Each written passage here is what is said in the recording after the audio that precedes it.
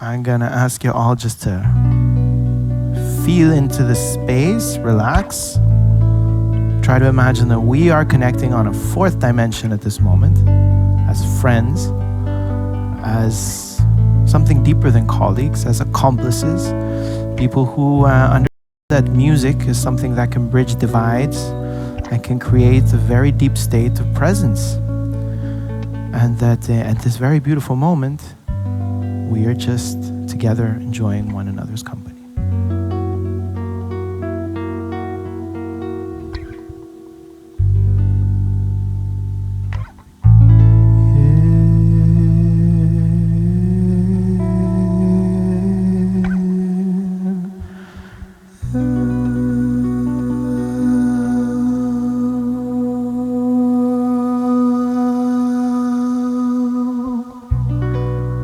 Ladies and gentlemen, if you hear my vocal cords, if you hear the soft strumming of my guitar, you can rest assured that you are listening to Re&Co Radio. That's right. It is 5 p.m. here on the lovely island of Ibiza. It is 6 p.m. in Israel. It is 7 p.m. in Istanbul. It is right now all over the world. And everybody connecting on this call right now can be certain that they will be receiving beautiful, lovely, regenerative ideas tinged with a little bit of musical co-creation.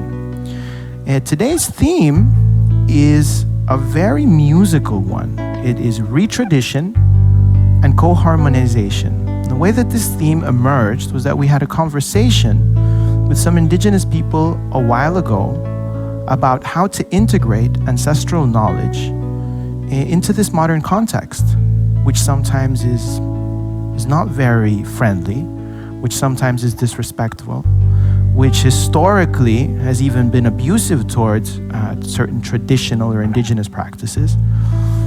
And so we are actually going to tackle this theme through music. And I am absolutely delighted that today we have dear friends of mine, a very recent friend, Miriam, a songstress, a voice womb healer. We have also Dimitrios, the music medicine or the music medicine man, an he will correct me again because I might get this wrong. He's an ethno-musical researcher, which is also very deep into musical healing and ritual. And as well, a very special guest, old rainbow brother of mine, we have Moshe joining us from Sfat in Israel, not far from his school, which specializes in really understanding the traditional music of the Middle East and helping it live on the fingertips, in the voices, in the minds, and the hearts of new musicians. Beautifuls, welcome to our show.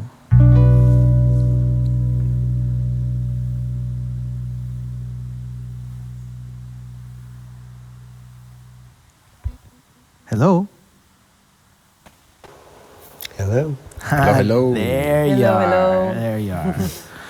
All right. So let's move beyond this meditative mood and let's bring it. Let's bring this. Let's get into flow. Let's get into flow. Yala, Aiwa. All right. So let me give you a little bit of context, ladies and gentlemen.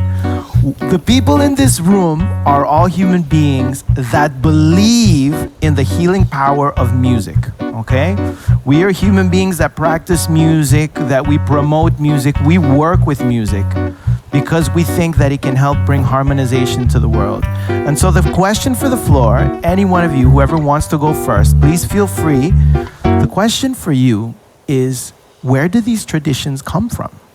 Where do these traditions come from? And I just want to remind you, if you're not speaking, just mute your mics so that we can control the noise level a little bit. But anybody who's ready to go, so that's the question. Where do these traditions emerge from? Who's got an answer for us?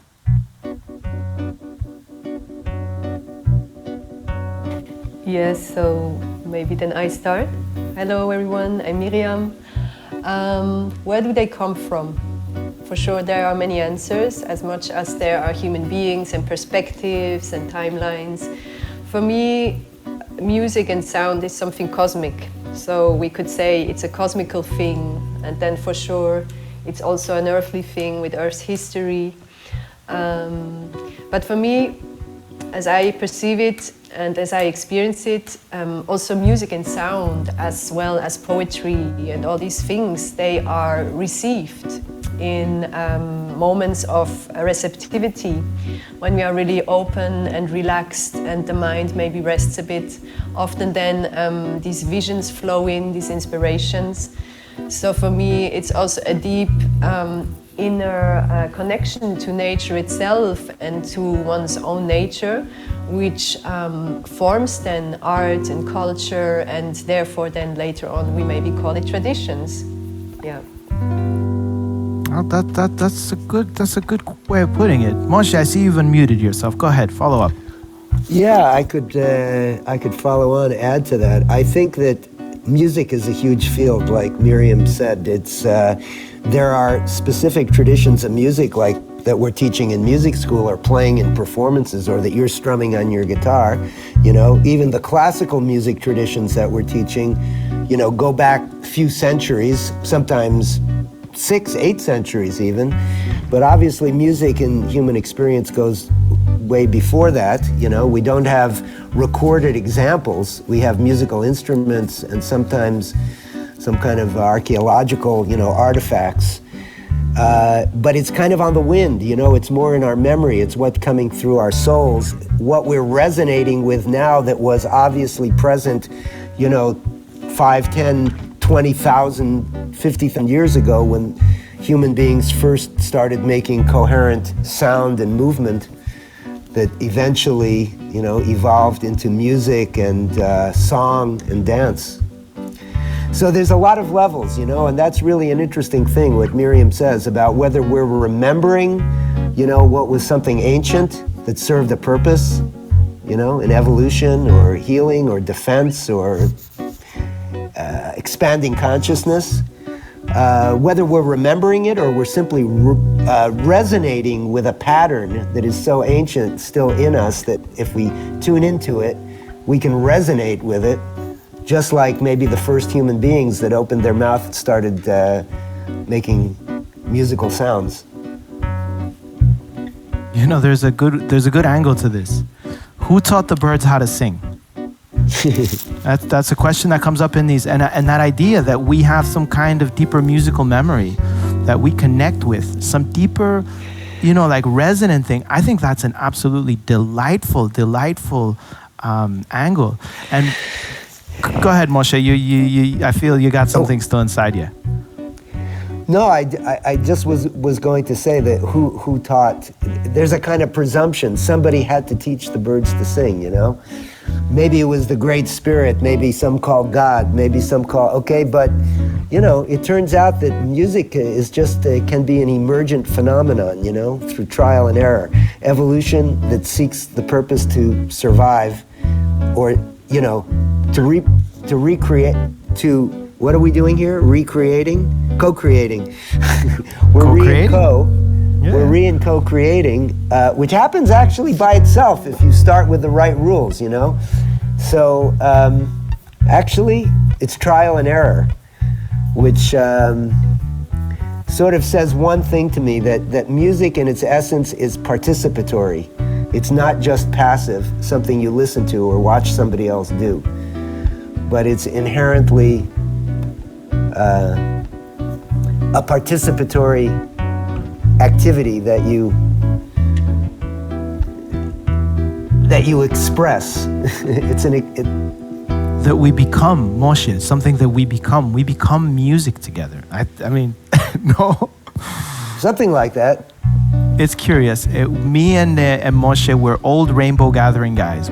The Rainbow Gathering, if you've never heard of the Rainbow Gathering, it's one of those meetings which will return your faith in humanity, because you see that, again, the way that we're speaking of music emerging from within, or emerging when we come into a collective and start just playing with our voices.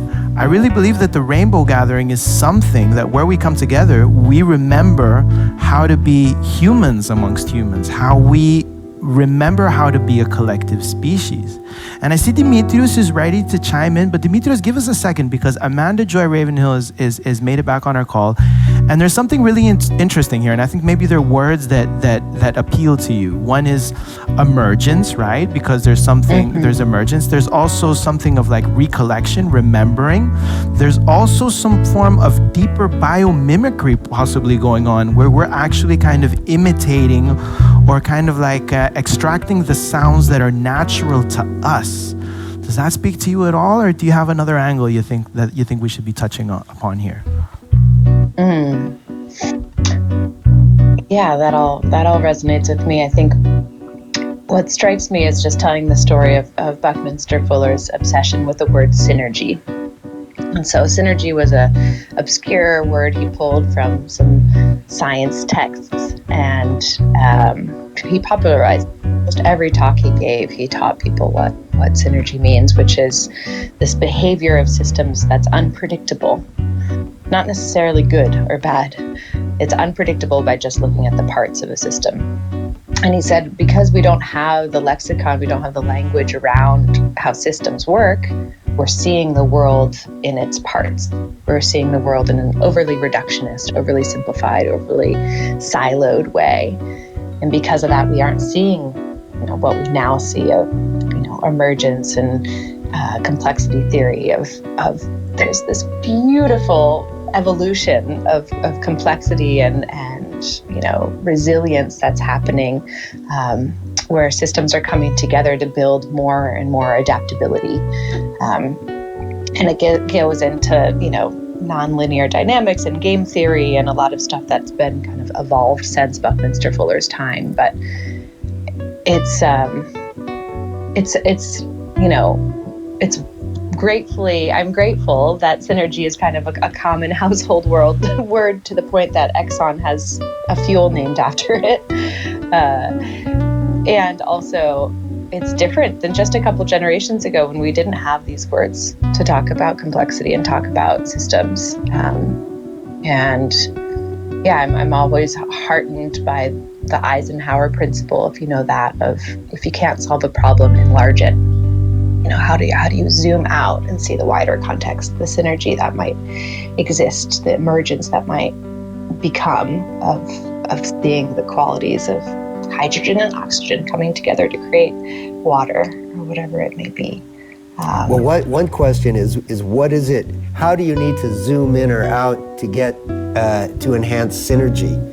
And that's something I always, you can sort of go broadband, like horizontally across a wider field, or to try and get a more broader, more holistic vision, but you can also go levels, you can jump vertically. And that's what always sort of intrigued me, like that in order to bring synergy, you have to jump to a higher level, and then you can make a synthesis of what seem to be contradictory things, because you see it from a higher level perspective. Yeah, and there's the harmonization of two qualities rather than a compromise. And I think when you're looking at things in a siloed or really reductionist way, it seems there needs to be some compromise. One thing needs to sacrifice, in order for another to gain. But when you think of things in this other way, it's actually about harmony, back to the musicality and co-harmonization of this. Well, actually, maybe somebody used the word resonance before, like it resonates with me or resonates. And I think that it's a very apt word. In a way, it's even more powerful than harmony. The harmony is like, in a chord, you have an interval that's in harmony, but resonance is a kind of coherent, something like a common oscillation or something between two systems, and that seems to be what happens when information jumps from, one level to another. It's not just harmony, it's something a higher level resonance. That's a great point. And I love talking about it, that, at the end of the day, harmony is just a beautiful relationship between two things. And in this case, it's notes, right? And the thing is that even in this case, I'm holding an octave, right? But depending on the additional notes that I plug here, I can create a whole different tension between those two. Bringing, again, beautiful concepts such as tensegrity, which is one of the ones Amanda loves, which is integrity through tension. And this is really great. And I want to come back to this, but I would really love to give Dimitrios the opportunity to chime in, because we're setting all these beautiful little kind of like cognitive reference, talking points and everything, but I still haven't heard from him, and I would really love to welcome him to the room. He's really an amazing brother who understands the ritual of music and how it can bring us to communion and to not only personal but collective elevation as well. That was probably the best introduction I ever had so far. Thank you so much, my friend Jurgis, and thank you for the invitation, and to everyone who's listening right now. Now we're talking about tradition, right? So what is tradition? According to Google, the transmission of customs or beliefs from generation to generation. Okay, and now.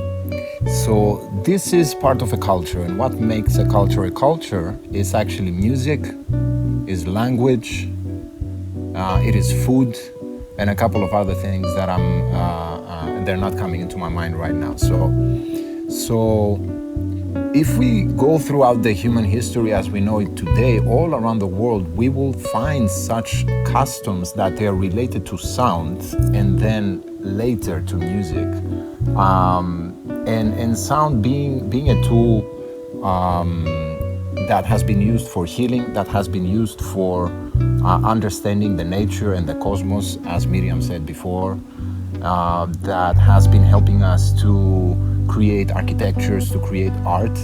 But most of all, I believe, is sound and music has been a tool for us to tell stories, to pass the information of whatever has happened back then, or whatever people have been feeling back then through sound. And if we search a little bit around the world, I mean, in all traditions and in all cultures, they share this. They share this space. It is a common space. So before going to using sound and music for entertainment or for other ways of expression, it is interesting to see how human beings back in the beginning of the history have been using sound and music to tell stories, to create monuments and we can say art pieces that still stand the time. Actually, they are still present today, and to share emotions, and that's something very fascinating. So where this all starts and where is this going, I'm not sure we have an idea. It's a very old story. Well, as you said, you announced me as an ethnomusicology researcher. I'm a researcher, so. And I guess all of us pretty much, we are researchers on this field. Yeah. Dimitrios, I would even dare say that what you are, you're a master space holder. I mean, but a master space holder today, it depends on who you're talking to, because just to touch on that, you as a master space holder, you're a human being who understands that music is something that unites us and creates a form of coherence. And let me just send this question out into the room, just like, one of those little kind of like grains of sand that might bear a pearl. It is clearly a chicken or the egg problem. Is culture emerging through us, or has it been there all along? Is it incepted? But let's talk a little bit about like geometry. Let's bring it a little bit into the idea that there are certain just beautiful relationships. Like if I'm going to play right now, for example, a note, and then I'm going to bring a fifth, that's physics and geometry at play. And so let me ask you a question. How much of it do you think is physical, just, like us, like just liking or really understanding that there are certain resonant tuning harmonies or resonant frequency in the universe, and then there's something else called preference. And you can take it to a spiritual side, scientific side. It's an open question to the room.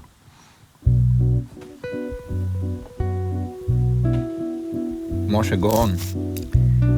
Well, I mean, I would say it's interesting. There's clearly music as there's this question, is there an inherent base reality, okay?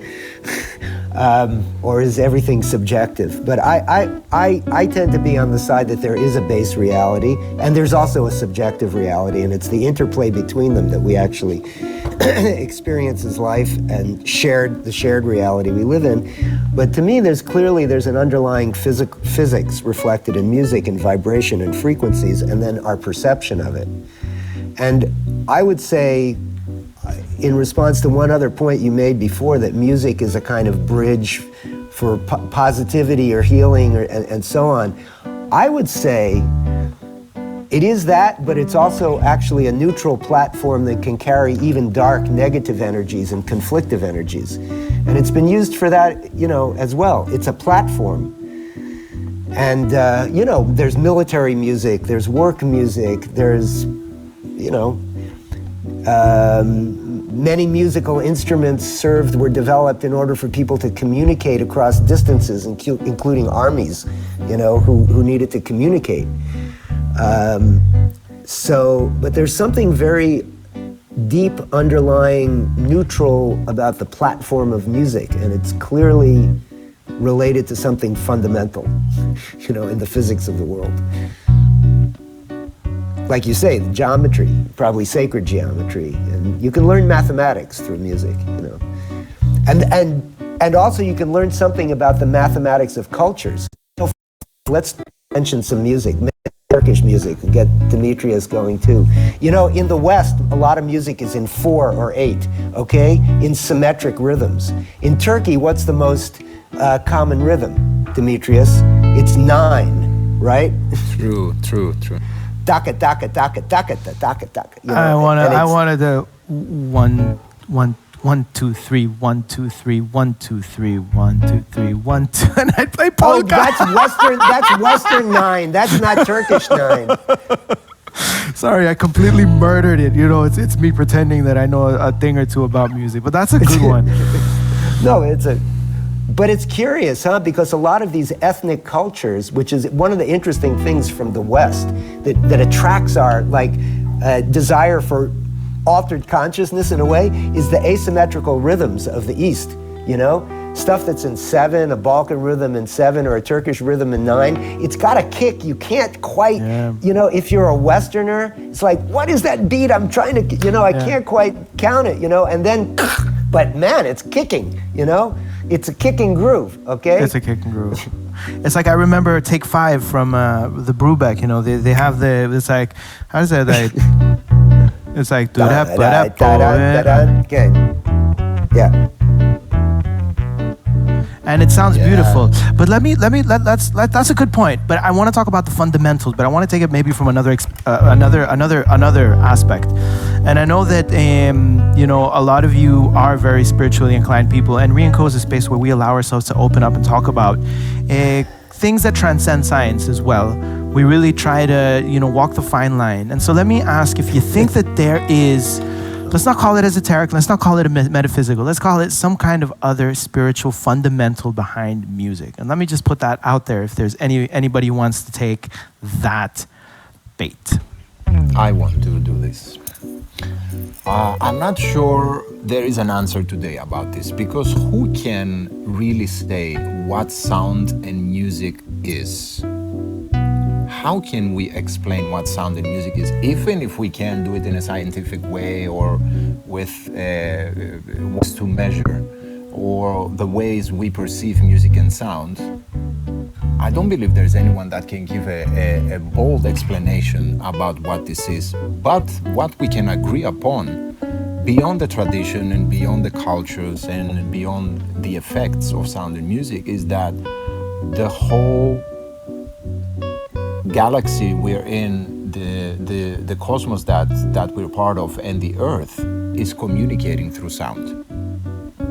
You hear the air blowing, you hear the air blowing, yeah? You hear the waves are making a sound. The waves, when they crash into a rock, they're making a sound. The cracking of a tree makes a sound. The animals are making a sound. everything is making a sound and is emanating a sound that whether we perceive with our five senses or not, but still the sound is there.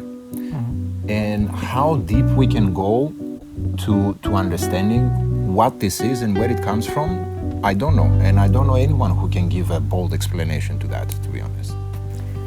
And that's also where I feel I can come in, because now we are talking about analyzation and scientific approach. So for me, just in real short, me and my partner, we lived for 5 years in the forest of Switzerland. And I always was connected with my voice and singing, in the past more jazz and blues. I was connected much with that. And then when I began my deeper journey of self-healing in the forest and in connecting just with nature every day at the fire, really living outside with no house or home like that as nomads, these ancient voices came through me, I have to say, and first and foremost to heal myself. So in the beginning it was also a thing for me to hold these voices and these frequencies, because at that point it was, let's say, higher frequencies that emitted through me. So I had to adapt to that. So for me, music, as you also mentioned in your way, Dimitrios, it will always be also the deep, great mystic, you know. And we can approach it much more deeply, as I experienced it, through direct experience, through the Gnostic way, you could also say, through direct initiations, just mainly through your voice, because that's also what I feel, that on all of Earth now, with the circumstances that we are in now, many want to open up their voice. So that's really the most inherent instrument we have. So we can express the inexpressible in many ways. And yes, now I lost a bit the red thread. I have a question to don't drop. lose it. Dimitrios, let me just fill one thing. You know, that's a great place you're taking it, because express the inexpressible. We had a lovely jewel dropped in the same room a couple of weeks ago. Our good friend Martin Wojowski said that creation is an act of becoming. And that kind of alludes me to, you know, that you bring song, it's this kind of biblical thing, right? Where you talk, where's the word? You know, at first it was dark, right? And then there was the word, and the word was a vibration more than anything else, you know, and that we are actually weaving reality through our voices. And I would like to maybe move into that kind of idea that we are becoming, we are an act of creation through our voices, through tapping into that. So let me put that little question on pause, right? Just like we'll come back to it later, but I really wanted to hear what Dimitrios had to say with that question you had, brother. So we'll have two avenues we can take: the one I put out there and the one you're going to put out right here. Cool? Oh, fine. Let's go with yours.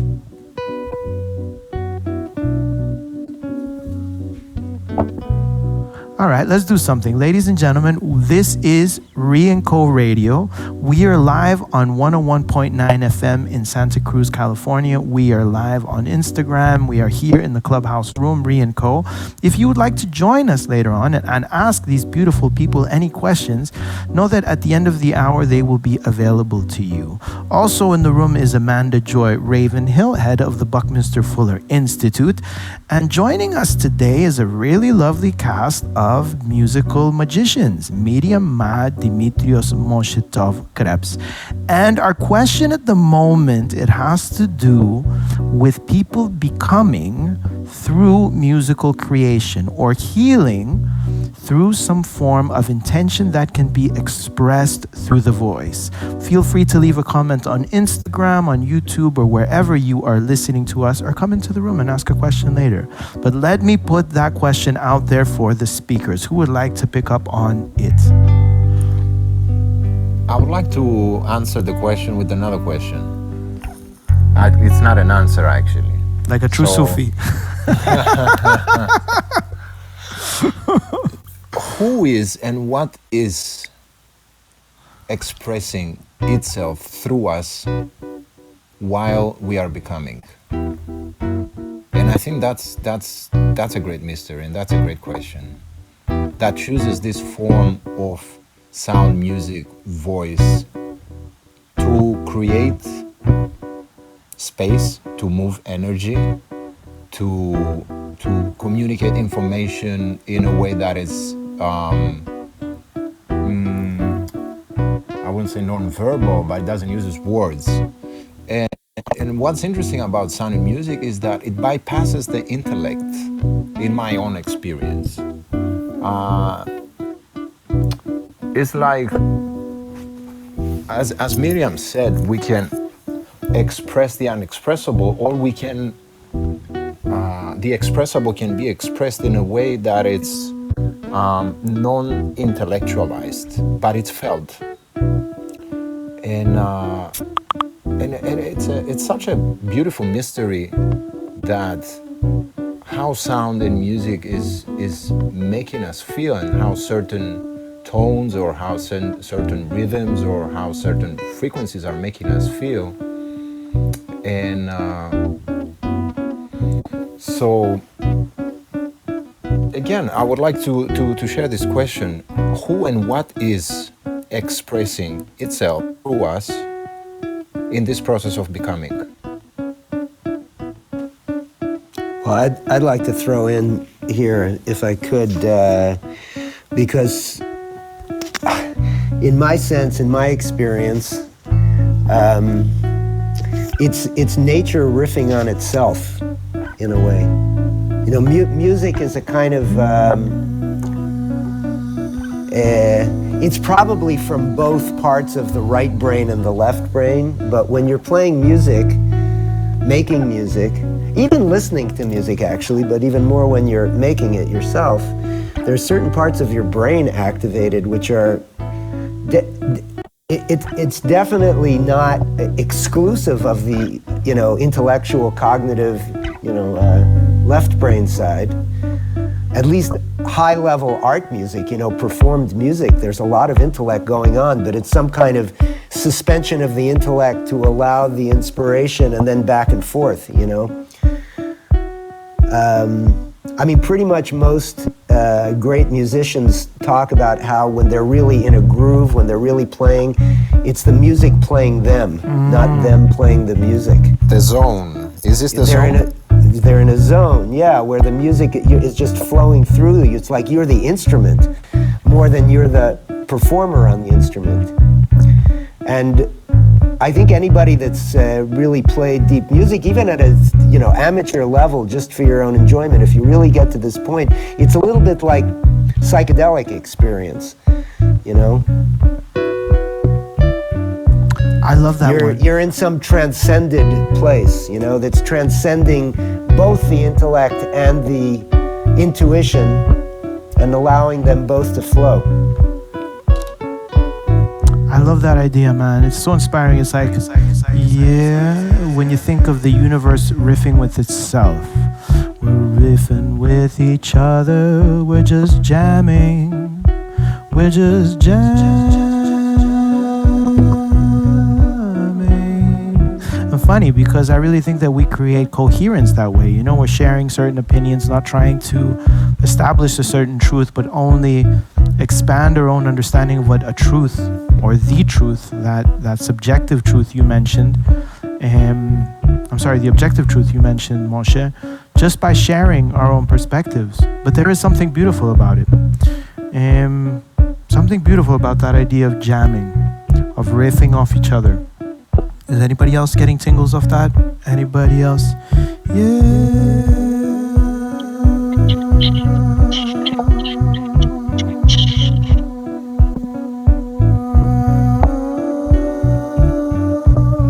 Riffing and jamming. Miriam? Yes, I'm here. How do you feel? I would love to invite you to maybe give us a little bit of a taste of your voice, because if we're trying to expand our own perception of the world around us or create coherence, you have taken me to very deep places with your voice.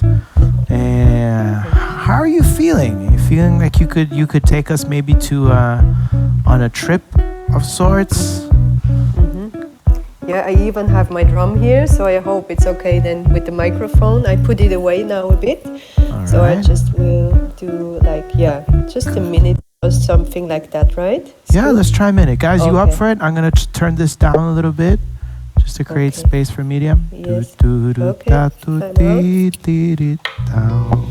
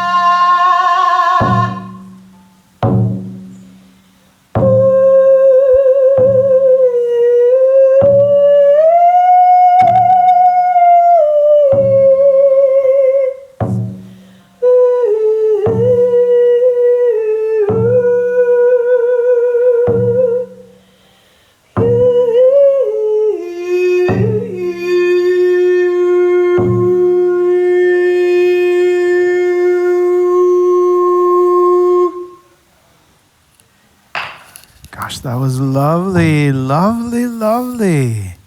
So you. nice. Wow. See, guys, that was exactly what I was talking about. You know, somebody opening themselves, because she's opening her heart. What Miriam does is something called womb voice activation. I'm not going to try and explain it because I'm not in the capacity to.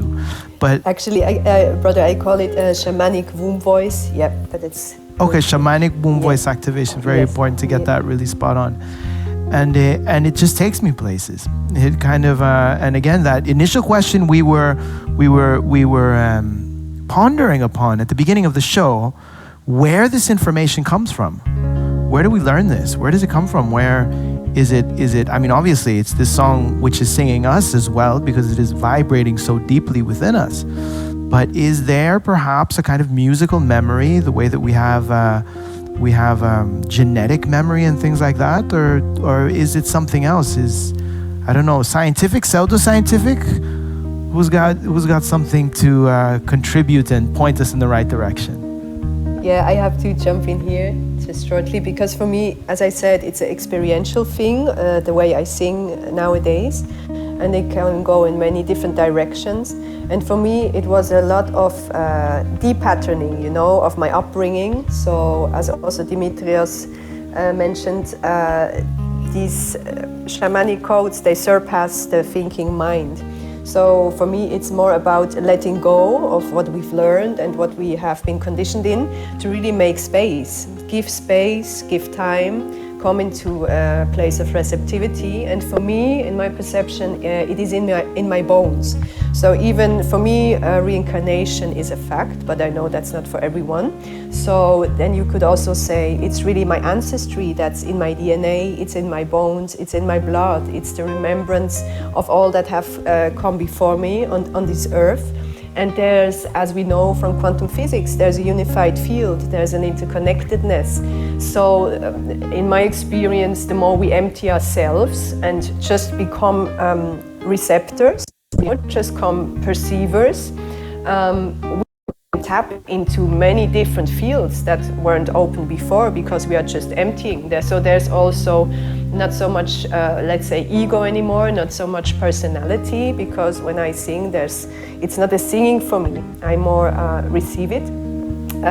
So we can tap into many different fields, into ancient voices. And I feel we are also talking about this today and about the healing properties of music, because it is something so direct and it is needed.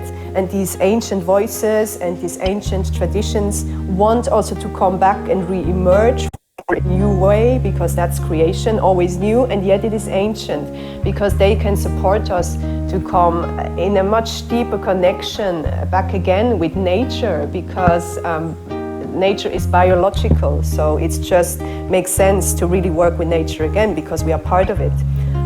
Yes. That's lovely. The idea of not so much reconditioning, but perhaps deconditioning, no? To really allow yourselves to connect with something which has always been inside us by remembering to forget. Yes, yes. And I know that this resonates with Amanda. So lovely. I thought it would. It's time for the Amanda J. Ravenhill Buckminster Fuller Magic 8 Ball.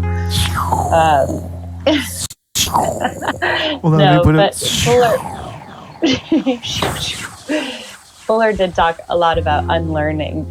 And there's just this funny kind of irony of coming into connection with nature when so much of what we've been taught about nature was through a reductionist, competitive lens. You know, we look at trees as competing for sunlight, when now we know that through the mycelial web, the wood wide web, there's so much more happening between each plant, you know, between species.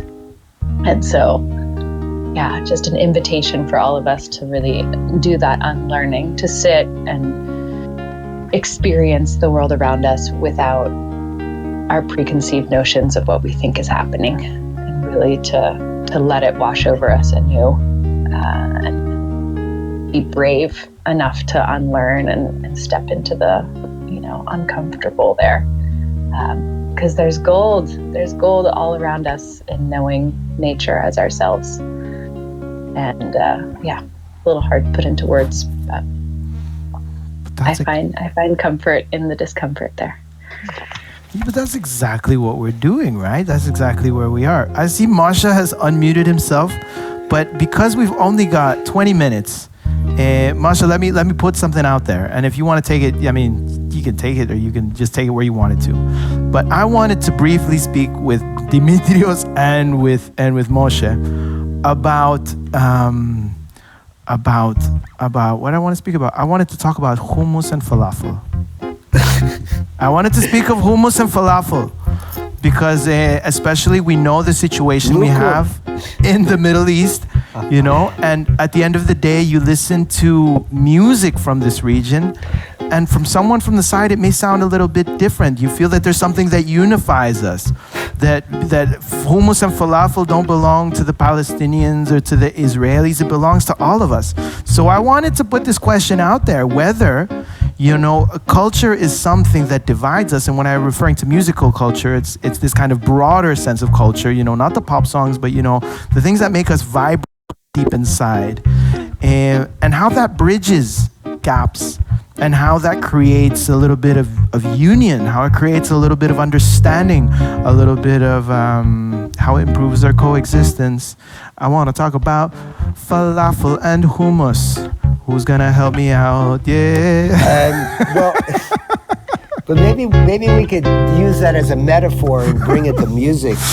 You know, and it's also actually a segue from what Amanda was saying about feeling the discomfort and having to kind of unlearn or let go. Because one of the things you need to do when you try to bridge musical cultures, like me, I grew up in New York, you know, with classical music and jazz and Bob Dylan and stuff, and now I'm into Eastern music, specifically Turkish, but, you know, lots of it. And you have to unlearn actually a lot of stuff to just allow yourself to learn in a new way, you know? Like learning Turkish music traditional way is not like the way you learn music in the West, okay? And you have to get over your discomfort. There's a lot of music, what I was gonna say, the point I wanted to make is that there's lots of music that we think of as a particular culture. Like there's a song, Mizirlu, that's sung in Israel, but it's a song that came, I think, maybe originally from Greece, went to Spain, and then came back in a Hebrew version, you know? And there's lots of music like that between Turkish and one of the interesting things in a practical way, without, the philosophical side of things, spiritual side, is that music has this underlying, there's a lot of things in our local cultures that actually came musically from other places. And if we just get exposed to that and realize it, it's really a mind-opening thing, Like a lot of Jewish, Moroccan spiritual music, like liturgical poetry, is based on Arab popular street music. Most people don't really know that, And it's kind of enlightening, wonderfully, to experience that richness. You don't really have to do much work. It's just like, I'm enjoying Arab street music while I'm singing this Hebrew liturgical prayer, Moshe, what you say is very interesting, and I would add to that, and kind of pulling back the thread to what our topic is today: tradition and harmonization, re-tradition and co-harmonization. So, in my experience, in my life, music has been the easiest way to bridge people, despite all their differences. Cultures or religion or tradition or color or whatever that might be, and honestly, for me, music has been a language that I found out it's a language that is spoken by everyone, everywhere, at any given time. And I guess we can all agree to that music is probably by far the fastest way to unite people. And so in my path, born in Istanbul, raised in Greece, traveling around the world, living in Brazil, and then in my path as a DJ for 21 years, traveling around the world and singing how people respond to different kinds of music, and then being introduced to the, let's say, traditional or spiritual ways of sharing music, I just realized that it's interesting to explore the fact that every tradition has a musical component that is somehow correlated to other traditions and cultures around the world, and we all share this common huge field of music that is just another language that we all speak anyways. And when I started blending these languages on my recent experiments the last 4 or 5 years here in Turkey, and blending Sufi music with Christian Orthodox chanting, with Shamanic chants, and with pop music actually, and Western music, it really doesn't make, it's no different. It's just a different expression. It's just a different color, like an artist is picking different colors to create his art piece. That's what I wanted to say. Well, there's something definitely deep there. And I think we all understand colors. It's like, I usually get into this discussion with people who are of the culinary tradition, cooks. They say, you all understand food. You don't need to call it falafel or hummus for it to be nice and to bring nutrition and joy to you. There's something really beautiful there. But we have another 13 minutes on the call. Just a quick reminder that we are on Re&Co Radio at the moment. If you are listening to us, and wherever you may be, you're welcome to come into our Clubhouse room and ask any of these beautiful speakers anything after our broadcast is done at the top of the hour. And I would like to take this to a kind of, I think, an important place, especially because as humanity right now, we are in a very critical moment where quite literally we need to get our stuff together.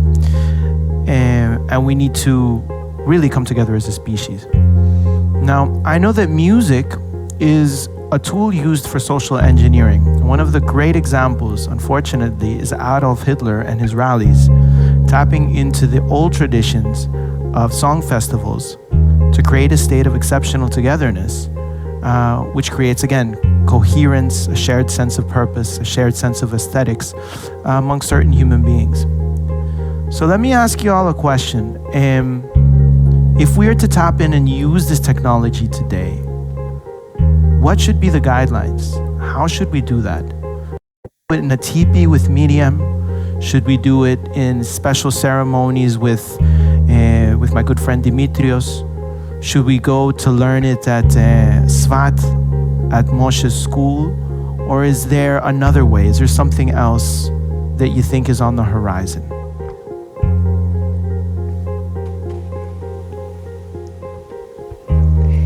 Yeah, I feel it can be all of that, isn't it? Because that's this beautiful diversity of creation that we are.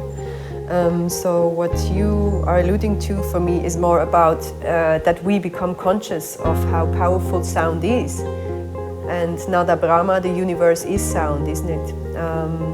So it's more about us getting conscious and becoming clear in our intentions when we produce music, when we put music out, when we speak words, because that's also sound for sure. So for me it's about, yeah, as I said, really get conscious about how powerful this is. And also when you look at the popular music industry, same things are happening again. What you referred to with Hitler, for sure not in the same way. I don't want to make a direct connection. But popular music is often really flat, so to say. It's not really soulful. It doesn't really touch our deep cores. So for me, it's already emerging, you know, because the ancient voices, as I said before, they are being remembered. We are remembering what the depth of music can be, and we are more and more connecting to it, and we feel its healing properties. So I feel we all go on really embodying more and more what we already are, and really bringing that out and harmonize the whole field of Gaia, of Mother Earth with that. Yes. If I may step in. Okay, so I believe all these ways of perceiving, expressing, and sharing sound and music are valid today. The question is, up until today, the way we have been using sound frequency and technology, is it really serving us or not? It's a very big question that is not for the moment to go in, to dive in. I believe a lot of things need to change on the way we record music, on the way we express music, on the way we produce music, on the way we put the music out there through the mediums of technology. But if we look at today, again, I don't believe there is a bold answer on that. I believe we are in the moment where more and more people are understanding that yes, sound and music is fundamental, is meant to be studied more and to be understood, because it's everywhere around us, inside us, within, without, and in all layers and fields of existence. So I guess it's time for exactly what you're doing, my friend Jurgis, holding space for people to come together and to exchange, so we go deeper to our understanding, so we can create the new, the emerging, that it's as much as possible holistic, because we are 8 billion people in this world.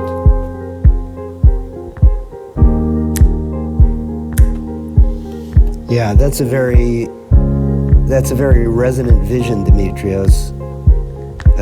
You articulated very, very well. I tend to feel that, you know, in a practical way, music attracts people, you know.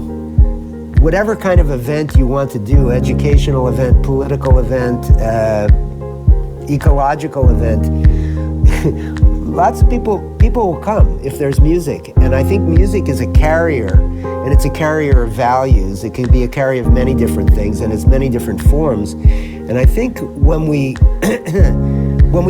it's great to have experience like this, Jurgis, just bringing people together. It helps all of us who are using music in various ways, teaching it for various things, you know, or using it for healing or for entertainment or for study, for research, you know, ethno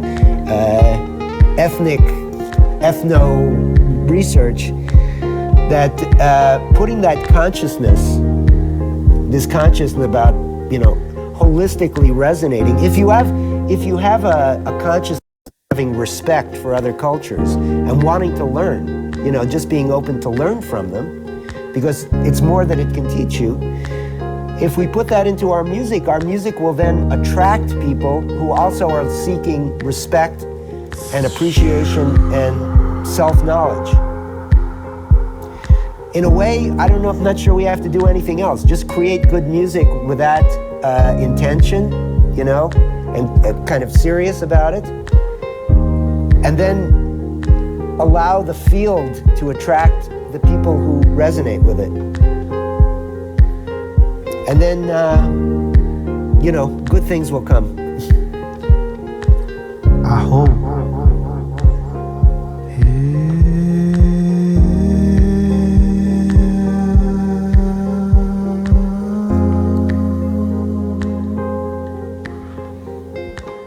That was lovely. I really, one of the reasons I really love this space is because there is a eureka moment where there's nothing more to be had than just like, there's a deep understanding. And I think again, Moshe, you're a rainbow brother. For me to enter a space where I remember the Lithuanian rainbow gathering where it was 3,000 people out in the countryside. And there was an understanding. There was no rules. There was no formal organization. And just like the social structure of it, the social flow was music.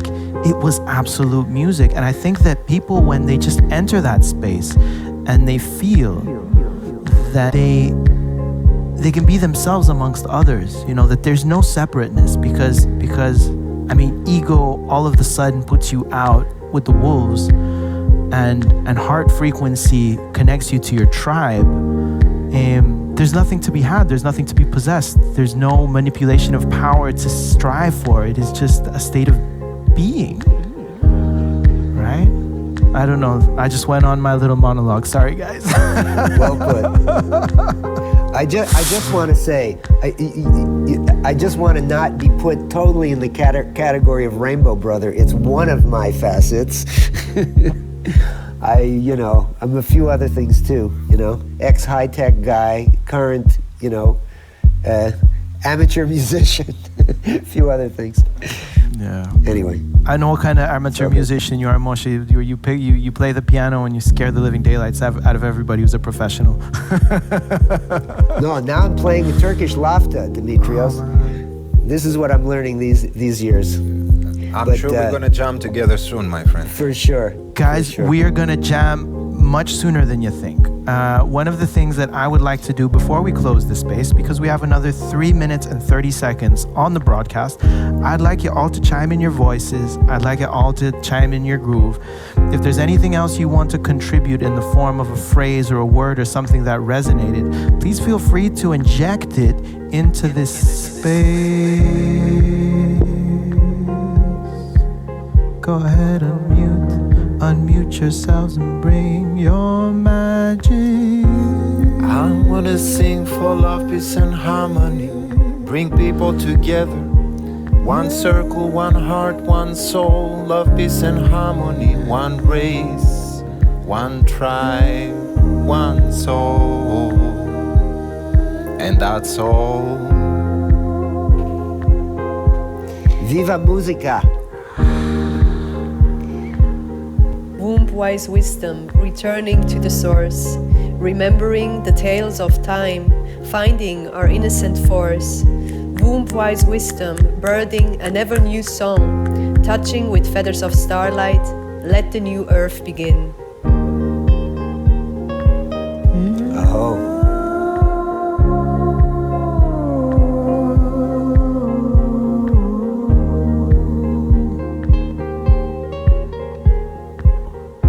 What message does Sfat have for us today, Moshe?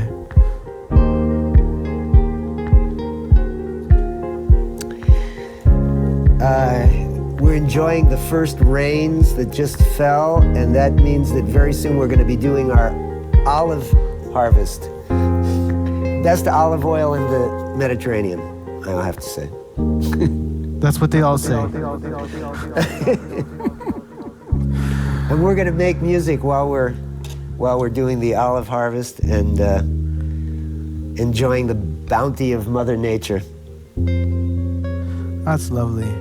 Amanda, have you had a good time today? Was this a proper co-harmonization session today?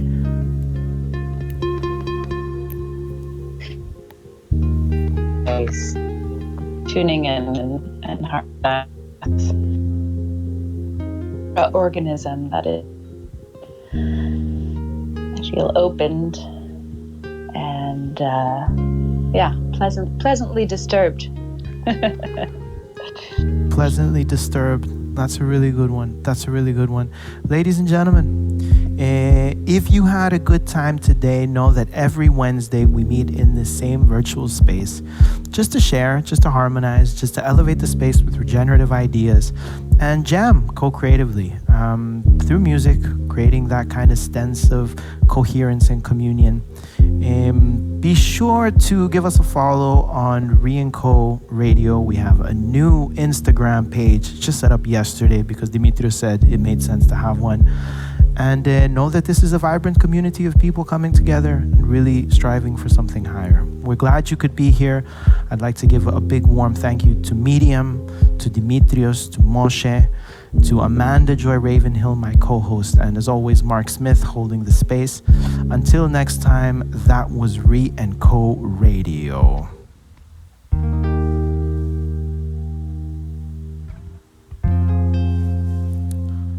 And we are off the air.